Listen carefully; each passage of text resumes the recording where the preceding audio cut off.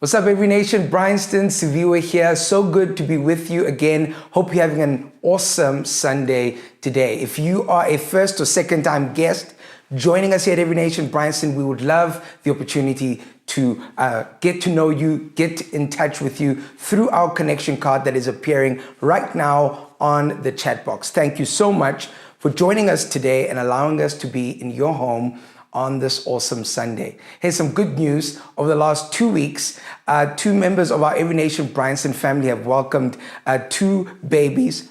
The one family being my own. My wife and I welcomed our third child, Lonwabo, into the world, and that is keeping us up at night, but filling us with great joy. And Deborah and Ellen Tumbo also had the birth of their baby girl about 2 weeks ago. Her name is Zawadi.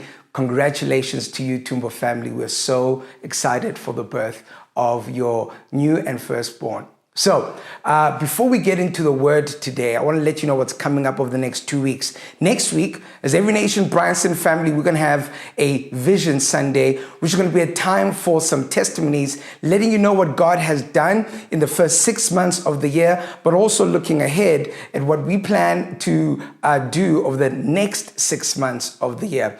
Also, 2 weeks' time, we're going to be starting a series going through the entire book of Exodus titled The Good News for Misfits. This is going to be a phenomenal time where we're encouraging all of you to not just get involved in being in our services, but also get involved by joining a group which we will be opening up for you again as of next week. I am deeply excited to see what God is going to do as we go through the book of Exodus, learning about the good news for misfits. It's going to be a phenomenal time. Today, we end our Pigs and Pearls series, which has really been a series on being custodians, being stewards of the most important things in our life. And it is a privilege to introduce to you my good friend who's going to be finishing off the series by talking about stewarding your relationship, Andrew LaRue. Over to you, Andrew.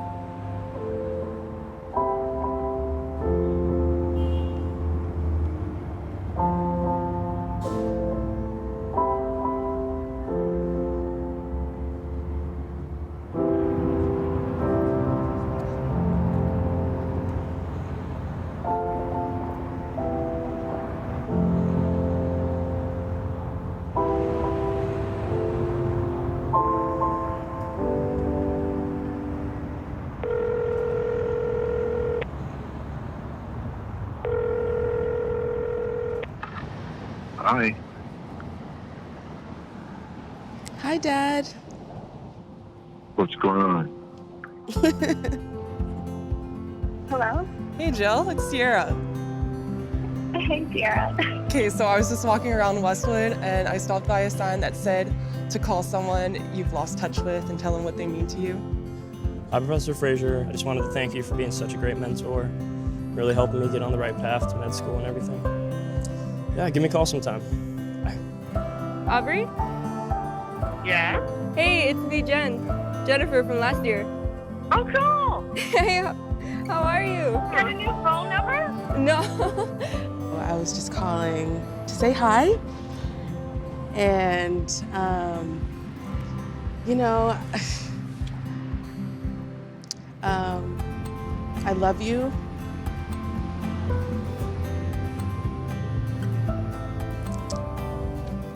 And I miss you. Hey Paula, this is Scott. How are you? I just want to tell you that I love you, and I want to be able to talk to you more often than every 3 or 4 years. Okay? Love you. I want to tell you that, thanks for putting me through all that to help me become a better artist. It was really neat being able to see your growth. Thank you for your dedication and commitment. It was no problem, and thanks for being like our mom, you know? You're my dad, and I want to be around you, and I want to have experiences with you. I want that as well, honey. Okay, great. Awesome. Ever since grade 8, we've just always stayed great friends, even though our paths have diverged so much. So thank you for always being there for me, and you're one of the people that I love the most from back home, and you make home such a special place for me. Oh, I love you so much. You and I guess we were never really super close growing up. Even though I do see you a good amount, I do feel like, we should talk more. Okay, yeah, we should. Okay, great. Well, then I guess I'll see you in a couple weeks for the holidays. So we definitely need to have kind of like an all-hands family meeting to just get everything out, and then we can move forward as a family. That's the only way. I'm all in. It was awesome to hear you. And I'll try to keep in touch some more, all right? Love you. Stay strong. Love you lots. Love you lots too. Bye.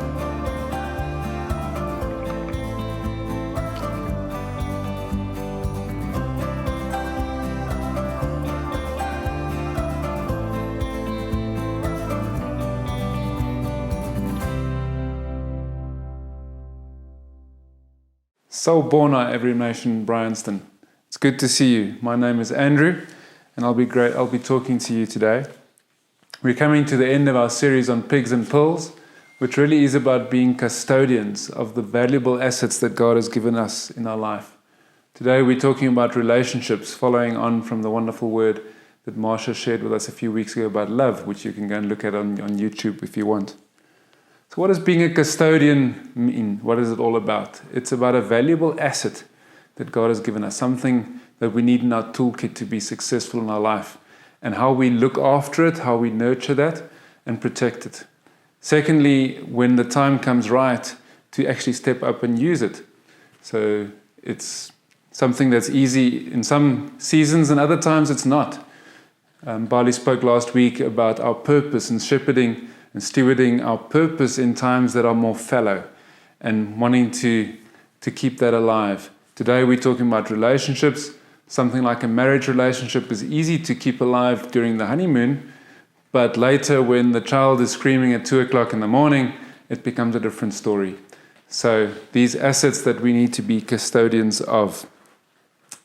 I was blessed to have a mom that taught me from a young age the importance of relationships, of managing relationships, of cultivating relationships. And even when I wanted to be a teenager and sulk in my room, that I was taught communication and building relationships like that. Today I'll be referring to some of my journey with my wife, Mersha. Some of you know her. We've been journeying together for 25 years, and we've learned a lot about relationship in that time. So relationships is something that we all share. Whether we're young or old or in jobs or not, with our children, with our family. And I hope that this is relevant to you as we journey through it. But let me start by telling you about the time that Mersha and I had a rip-roaring fight in Boardman's about a kettle. Now, I can't remember whether it was about the color of the kettle or whether it was about the price of the kettle, but we decided that our finances we were going to do together, which meant that we had to make our decisions about everything that we buy together. And this time we couldn't find each other about this kettle. And I don't know what the outcome even was of it, but the key thing for me that we often tell couples who are about to get married is that we learned the lessons of our relationship in those fights that we had together. We learned to hear each other. We learned to understand each other. We built our relationship. We learned to journey together and make those decisions. So when it came to the time of choosing whether to buy a house, whether to start a family, career choices, we had invested into that relationship and made it strong so that that can be such an important part of our lives. And that's shepherding or being a custodian of the relationship. So there are 3 points that I want to make to you today. First point is that we are made for relationship. It is who we are. It's how God designed us to be. The second point is that we must go into relationships with humility and compassion for each other. The third point is that we must also go into relationships with intentionality. So that's the roadmap ahead of us. Let's start with we were made for relationship. 1 John 4 verse 7 to 8 says, anyone who loves God is a child of God and knows God. But anyone who does not love God does not know God, for God is love. Matthew 22:37 says, Jesus says, you must love the Lord your God with all your heart, all your soul, and all your mind. This is the first and the greatest commandment. And the second, equally important, is to love your neighbor as yourself. John 13:34, Jesus says, so now I give you a new commandment. Love each other. Just as I have loved you, you should love each other. Your love for one another will be how you prove to the world that you are my disciples. That's what Jesus said is the test. Have you seen the impact that flashing into a big smile has on a person that you're talking to? Whether that's at Pick and Pay or a restaurant or with your family. It just lights them up. We are made for connection. Marsha spoke in her message about 1 Corinthians 13, a chapter that we all know so well about love. And I want to look at that again. We're going to read it together because there's something that I believe the Holy Spirit has shown me this week that I hadn't seen before. Let's read. If I could speak all the languages of earth and angels but didn't love others, I would only be a noisy gong or a clanging cymbal. If I had the gift of prophecy, and if I understood all of God's secret plans and possessed all knowledge, if I had such faith that I could move mountains but didn't love others, I would be nothing. If I gave everything I have to the poor and even sacrificed my body, I could boast about it, but if I didn't love others, I would have gained nothing. Love is patient and kind. Love is not jealous or boastful or proud or rude. It does not demand its own way. It is not irritable and keeps no record of being wronged. It does not rejoice about injustice, but rejoices whenever the truth wins out. Love never gives up, never loses faith, is always hopeful, and endures through every circumstance. Prophecy and speaking in unknown languages and special knowledge will become useless, but love will last forever. Now our knowledge is partial and incomplete, and even the gift of prophecy reveals only part of the whole picture. But when the time of perfection comes, these partial things will become useless. When I was a child, I spoke and thought and reasoned as a child. But when I grew up, I put away childish things. Now we see things imperfectly, like puzzling reflections in a mirror.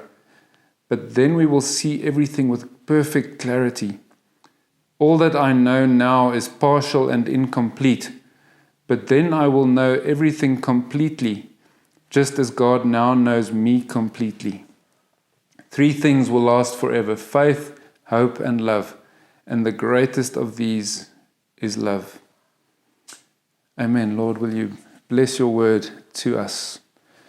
So this chapter has 3 sections. Verse 1 to 3 make the point that if we do amazing things, prophecies and tongues and even miracles, without love, we have gained nothing. The church in Corinth, from what I've read this week, were really enthused and excited about the gifts of the Spirit, and there's nothing wrong with that. But Paul was imploring them about the importance of doing that from a heart of love. Verses 4 to 7 describe the person that we would all love to be married to, all the amazing attributes of love that we try by God's grace to implement in our lives. But I really want to look at verses 8 to 12, where there's a section about love being the part that is eternal. More than prophecy and tongues and words of knowledge, now we see things like a child or in a dim mirror, but one day we will see everything. We will be with God face to face. And for some reason, I think when I've read this chapter in the past, I've looked at that and said, well, we will have perfect knowledge one day when we're with God. That we won't need the prophecies and the words of knowledge because we will have the knowledge. But this chapter surely is about love. And so when it says, then we will know completely, as God now knows me completely, it is using know in the way that we've seen in the Bible, that it is used to mean lovemaking. It's the most intimate relationship. It tells of a time that we will be one day with our Father, our Creator, in that relationship that is at a level that we cannot comprehend now. Does that not move your heart also, that picture of relationship and how we are absolutely made for that? So that's my first point today, is we need to be custodians of relationship, because that's how God made us. That's how God designed us. One of the communities that I've been privileged to be part of for about 10 years now is called the Emerentia Elite Running Club. And there's nothing elite about us. We're a bunch of old guys who run together on a Saturday morning.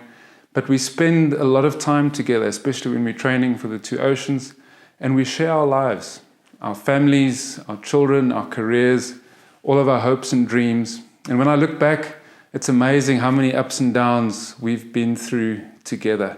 And the relationships and connections that we've made, they really support me through. We're happy to be back on the road after April, when we were not able to do it. In business, we call it networking. It's as we go through business and we meet people and we encounter people, making connections, really meeting the person, not just the transaction of what you can do for me and what I can do for you, but seeing the person, sawubona, and making a connection with that individual. I've been blessed over the years to have people come to me and say there was that coffee chat that we had years ago that really impacted their life. And in some cases, to be honest with you, I don't even remember the conversation. And I wish I'd said yes to more of those coffee chats over the years, especially as we get busy and we start being so task-oriented. In this time of COVID-19, we must acknowledge how much we are losing in terms of this relationship. Seeing each other, talking to each other, touching each other. I miss church so much, seeing all of you every week, being able to just catch up on what happened in the week that's passed, asking each other about what's ahead of us in the week ahead. Some of us have lost jobs, some of us have lost family members, others of us have started new adventures.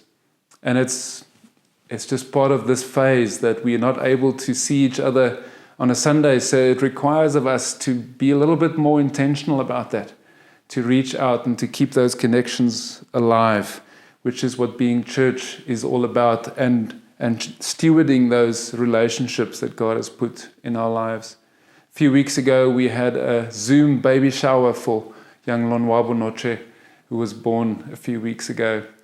And as much as it wasn't the same as being with each other face to face, it really was a blessing to share that moment together with Siviwe and Marsha.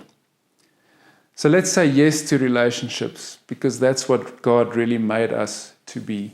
That's the first part of today's message. The second is that we go into relationships with humility and with compassion.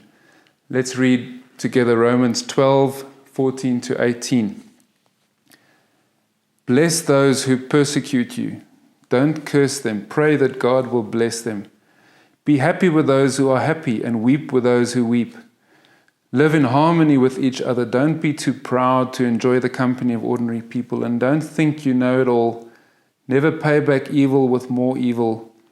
Do things in such a way that everyone can see you are honorable.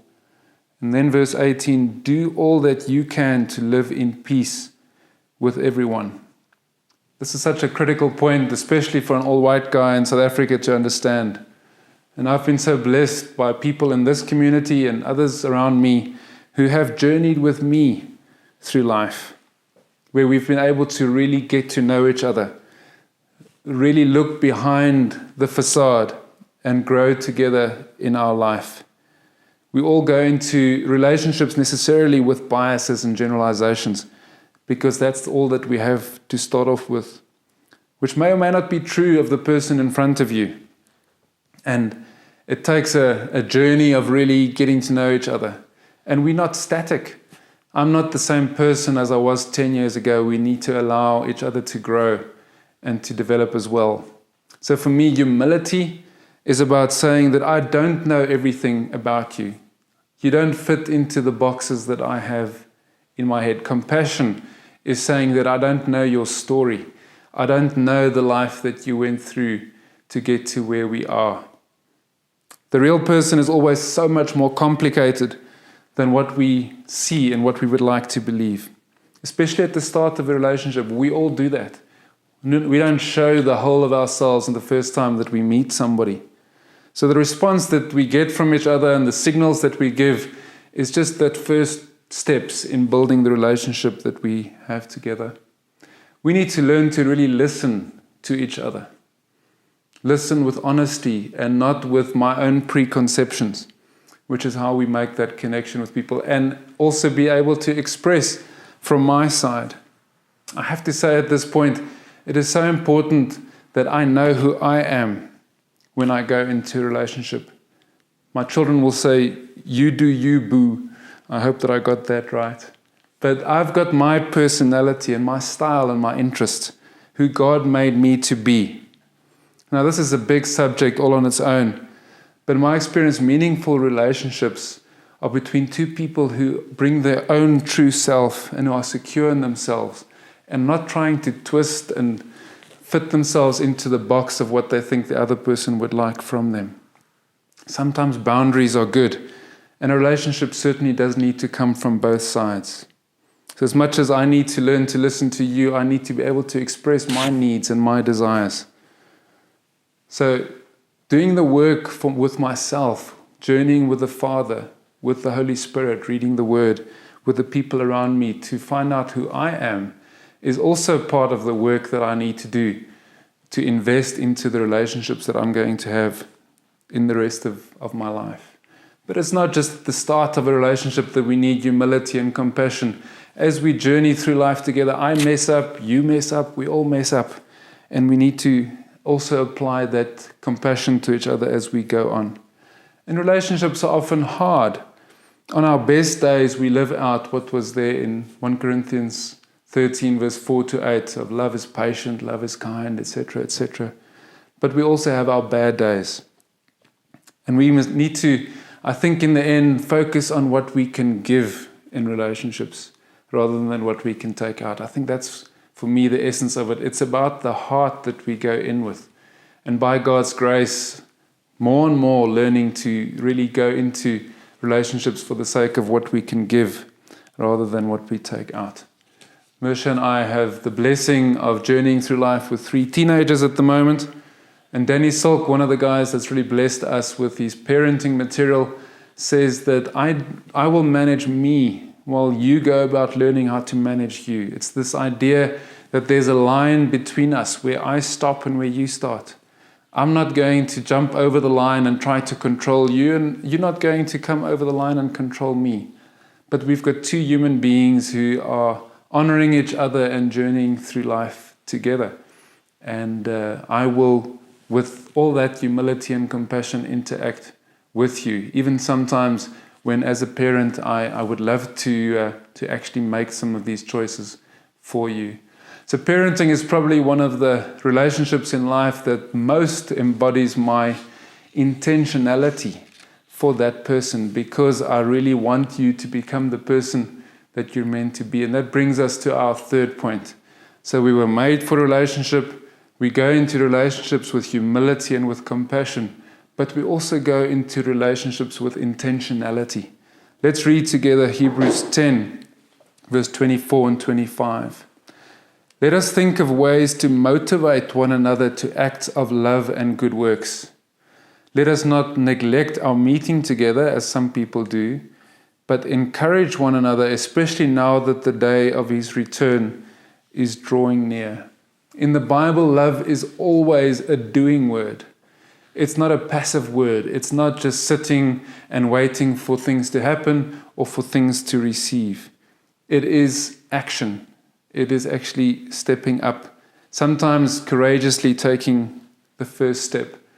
In my business career, there's a leadership model that I've really tried to apply called the Care and Growth Leadership Model, developed by a guy called Etzko Skatema. And the key insight of that is that if the relationship between a manager and employee is a transactional one, I give you my effort and my sweat, and you give me a salary at the end of the month, then it keeps the relationship at that level. I give you exactly what you want for the money that you're going to pay me.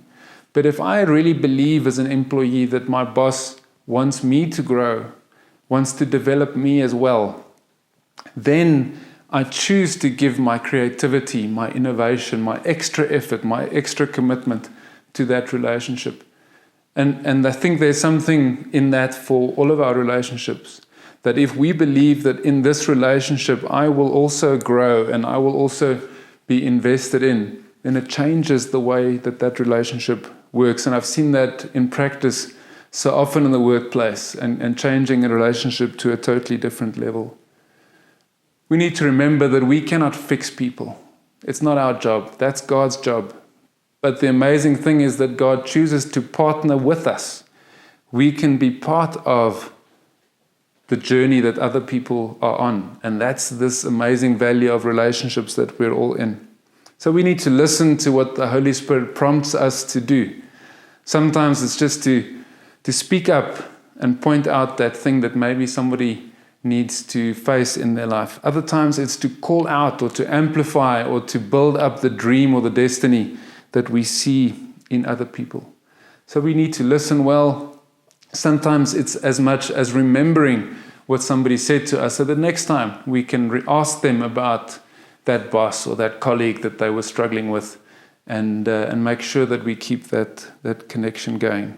We need to be courageous about having the tough conversations that need to be had. Sometimes relationships get stuck because we don't take that step to have the tough conversations. Timing is important. Wisdom is important. There certainly are wrong ways of doing it.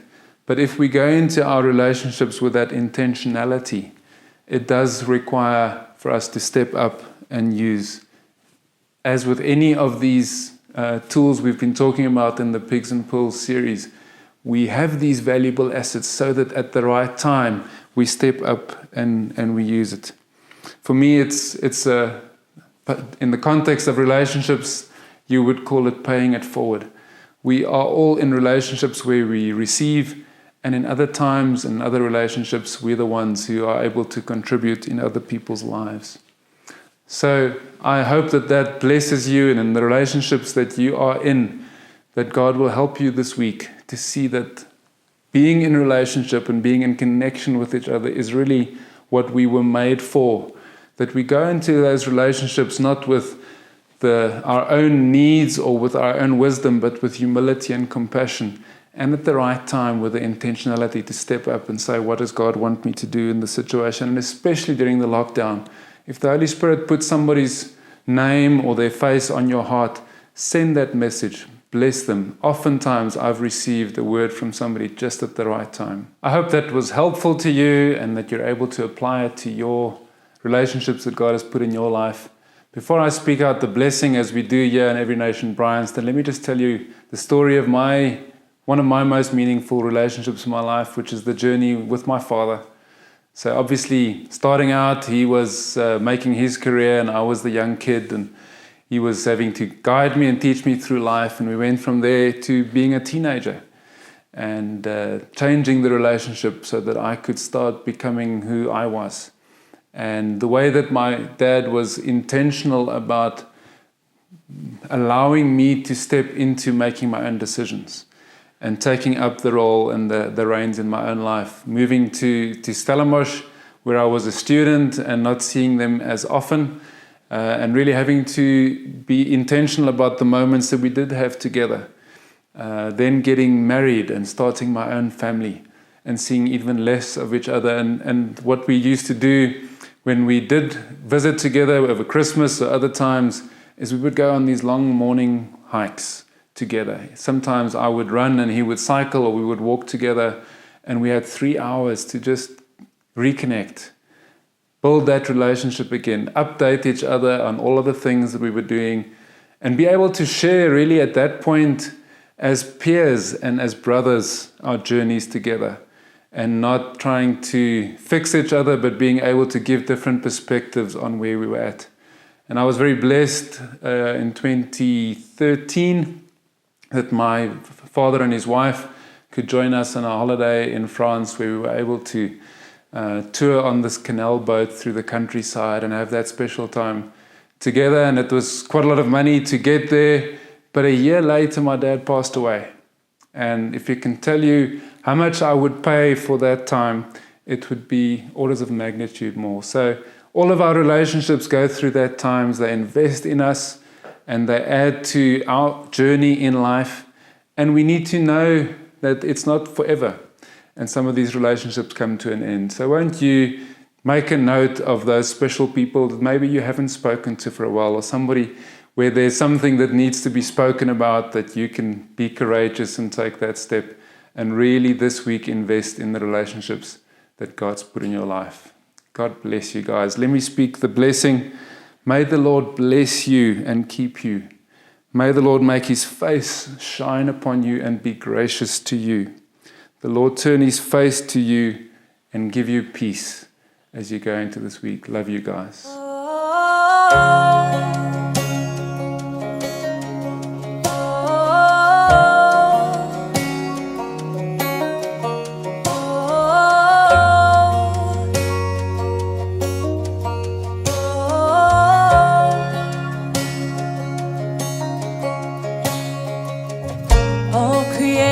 Speaks your glory. Angels declare you are worthy. You spoke